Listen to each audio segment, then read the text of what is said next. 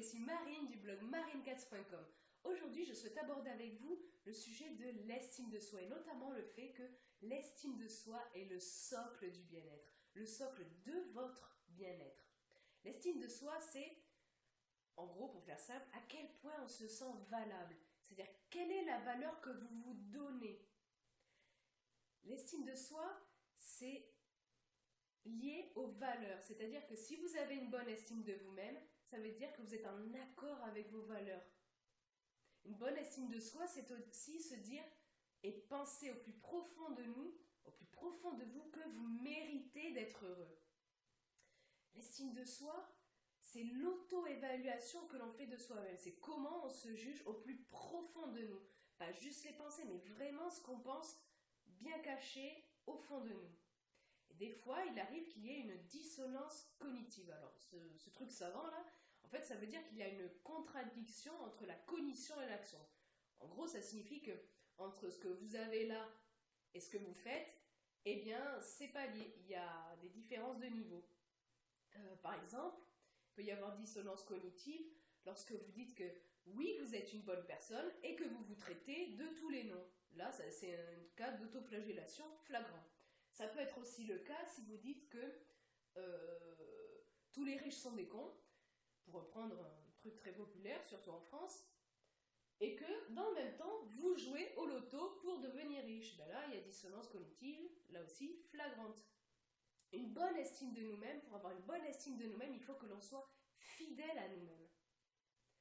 Et donc, s'il y a dissonance cognitive, ça veut dire que ce que vous dites, ce que vous faites et ce que vous pensez, c'est pas en accord. Quand il y a accord entre ce que vous dites, ce que vous faites, ce que vous pensez, il y a de la cohérence. Et ça fait que vous êtes aligné avec tout ça, et que vous êtes authentique. Et pour ça, souvent pour arriver à être authentique, il faut expérimenter. Alors on expérimente et on peut se dire, oui, mais comment je sais si je suis fidèle à moi-même dans mes actes, dans mes pensées? Eh bien, ce qui va vous aider, c'est votre boussole intérieure. En fait, ce que j'appelle boussole intérieure, est-ce que d'autres appellent boussole intérieure, ou votre guide, ou quelque chose dans le genre, c'est une sensation, une intuition, quelque chose que généralement vous ressentez au niveau du corps, à ce niveau-là, vous voyez, au niveau du plexus solaire, et c'est utile à la prise de décision. Par exemple, voilà, vous devez prendre une décision et vous pouvez vous le dire à voix haute ou le penser, voilà, est-ce que je dois faire ceci? Hop, vous écoutez votre corps, vous écoutez ce qui se passe là, vous prêtez attention, ou est-ce que vous dites, et voilà, vous énumérez les différentes solutions et à chaque fois, vous laissez un moment et vous essayez de percevoir ce qui se passe ici et ça peut vous aider à prendre une décision. Alors je disais plutôt, une bonne estime de soi, c'est respecter ses valeurs. Du coup, on peut se demander, c'est quoi les valeurs en gros? En gros, c'est les principes de vie auxquels vous estimez, vous pensez au plus profond de vous devoir vous conformer. C'est vraiment quelque chose de profond, qui est vraiment intérieur et qui est propre à chacun. Et il faut savoir donc que chacun a sa propre définition de la valeur. C'est-à-dire que, par exemple, pour le respect, dont on parlait dans une précédente vidéo, voilà, on a le truc global, c'est-à-dire bien se comporter avec les gens, tout ça, mais chacun va avoir de la latitude dessus. C'est-à-dire que, bon, je vais prendre un exemple. Pour une personne X, respecter quelqu'un, ça va être bien lui parler, ne pas l'insulter. Bon. Pour une personne Y, ça va être ça aussi, mais ça va être à l'heure au rendez-vous. Alors que pour une personne X, être à l'heure, être ponctuel, ça n'a rien à voir avec le respect. Vous voyez un peu la différence qu'il peut y avoir. Donc, en fait, vous pouvez avoir les mêmes valeurs qu'une autre personne, et tous les deux le penser, et que ce soit vraiment le cas, mais pas mettre les mêmes choses dessus. Et donc, c'est important de savoir ce que vous mettez exactement dans vos valeurs. Et donc, vous devez les connaître, ces valeurs, les classer aussi, et puis en ressortir 3, 5 principales, et ensuite vous demander quand vous avez une décision à prendre, quand vous êtes dans un état, est-ce que je respecte mes valeurs? Ça aide beaucoup dans la vie, ça aide à être authentique et ça aide à bien entretenir votre estime personnelle. Alors peut-être que vous vous demandez, oui mais bon, moi je sais pas les valeurs, comment on fait pour décider ça et tout. Vous pouvez retrouver dessous dans la description l'article lié à cette vidéo dans lequel je vous détaille un processus pour trouver vos valeurs si ça vous intéresse. Et donc il y a aussi une fois que vous avez trouvé vos valeurs, vous êtes en train de chercher vos valeurs, je voudrais vous attirer votre attention sur le piège des jolies valeurs. Qu'est-ce que c'est que le piège des jolies valeurs? C'est-à-dire que, en général, quand on parle avec les gens, ça fait bien de dire « Ah oui, moi j'ai comme valeur l'amour, le respect et la paix. » C'est bien si vous avez ces valeurs-là. Si c'est vraiment vos valeurs, c'est bien.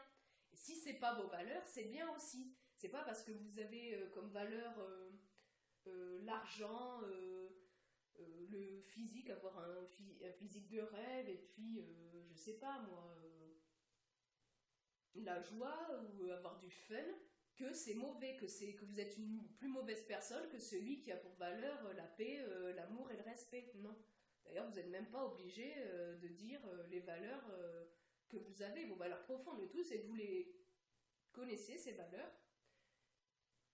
ce qui vous aide ensuite à orienter votre vie, à orienter votre choix, à bien respecter vos valeurs. Ça vous aide à entretenir votre estime, à maintenir, voire à améliorer votre estime de vous-même.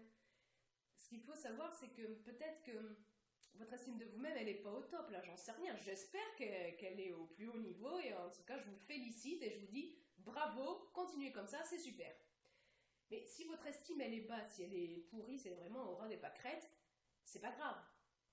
Vous allez me dire, ouais, mais attends, tu dis que l'estime de soi, c'est super important pour être heureux, et dans ces vidéos, dans d'autres, et puis là, tu nous dis, ben, si t'as une mauvaise estime, c'est pas grave. Oui, enfin, ce que je veux dire par là, c'est que l'estime de soi, elle est variable. Et ça, c'est une super bonne nouvelle, parce que ça veut dire que si votre estime est basse, vous pouvez agir dessus pour l'améliorer.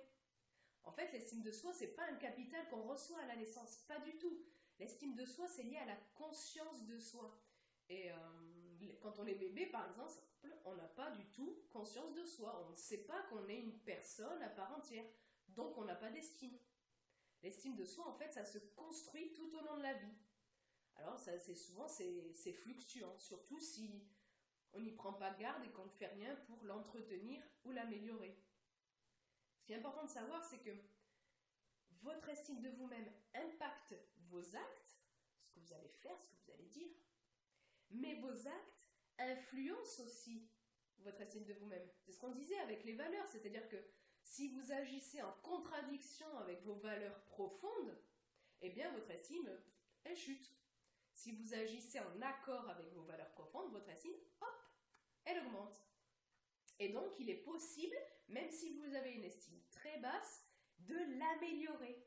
Et vous devez, une fois que vous l'avez améliorée, ou même si vous êtes à un bon niveau, l'entretenir. Parce que c'est pas parce que vous arrivez à un bon niveau d'estime de vous-même que hop, c'est terminé, maintenant je m'en fous de mes valeurs, de me respecter, machin, c'est bon, je vais être heureux. Non, pas du tout. Ça s'entretient tout au long de la vie. Ce qu'il faut aussi savoir, c'est très important parce que je vois que souvent dans la vraie vie, les gens confondent, et c'est bien dommage parce que du coup leur estime personnelle peut en prendre un coup, c'est que l'estime de soi se traduit de façon différente selon les personnes.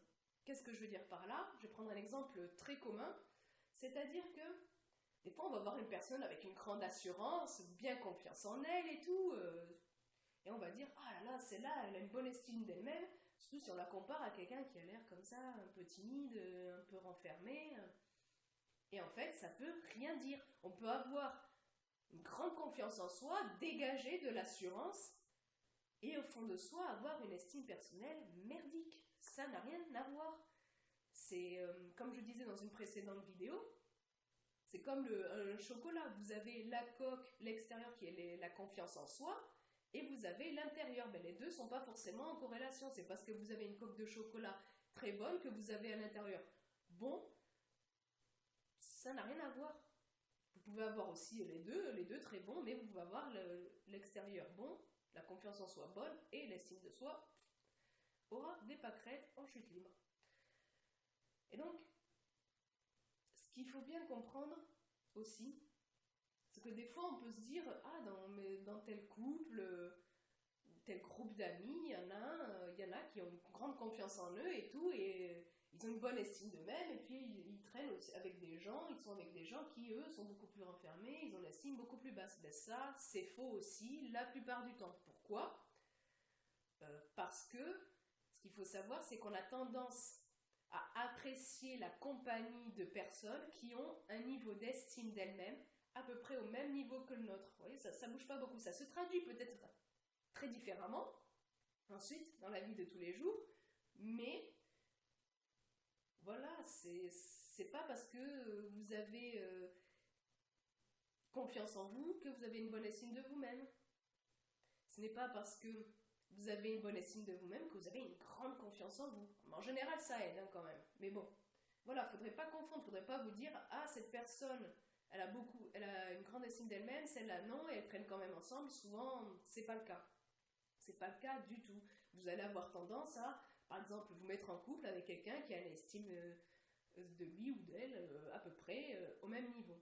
Donc ça, c'est bien pour reconnaître et se dire peut-être, si vous pensez qu'une personne a une mauvaise estime d'elle-même, et qu'elle est avec une autre personne, et que vous avez l'impression au premier abord que l'autre a une bonne estime d'elle-même, vous pouvez, en sachant ça, en sachant qu'il y a de fortes chances que ces personnes aient un niveau d'estime à peu près similaire, eh bien, voilà, vous allez pouvoir en prendre conscience, vous allez déceler des signes qui vous disent « Ah oui, effectivement, elle a l'air d'avoir une bonne estime d'elle-même, mais voilà, dans ses actes, dans ses paroles, on voit bien qu'il y a quand même un petit souci à ce niveau, que c'est quand même pas au top. » Et après, à ce moment-là, ça peut vous aider à éprouver de la compassion pour cette personne, peut-être.